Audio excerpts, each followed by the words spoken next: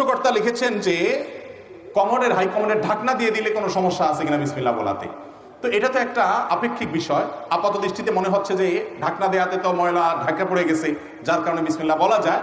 কিন্তু ঢাকনা দেওয়ার পরও সেটা টয়লেটের জায়গা, টয়লেট ঢাকনা দিলে যে সে টয়লেট না তা তো আর হয় না।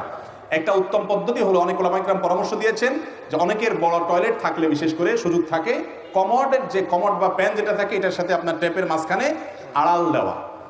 আজকাল প্লাস্টিকের অনেক পর্দা হয়েছে, টেনে পর্দা দিয়ে দেওয়া যায়, অথবা বুক পরিমাণ ওয়াল করে দেওয়া, তাহলে পার্টিশন করে দিলে ওইটা টয়লেট হলো, এটা উজুখানা হলো, হাত ধোয়ার জায়গা হলো। তাহলে সেক্ষেত্রে আপনি বিসমিল্লাহ পড়তে পারেন। আর এত যদি অসুবিধা হয় তাহলে বাইরে উজু করেন, অথবা বিসমিল্লাহটা বাইরে করেন। আর ভিতরেও যদি করতে চান উজু হবে, কিন্তু বিসমিল্লাহটা মনে মনে করবেন। মুখেও যদি বিসমিল্লাহ বলেন তাতেও উজু হয়ে যাবে, কিন্তু কাজটা অনুত্তম হলো। এটাকে আবার মানুষ এত হার্ডলি নেয় যে বাথরুমে তাহলে উজু করলে উজুই হবে না, উজু হবে না, ব্যাপারটা সেরকম না। বাকি আল্লাহর নামটা সেখানে নেওয়াটা অনুচিত, অনুত্তম কাজ।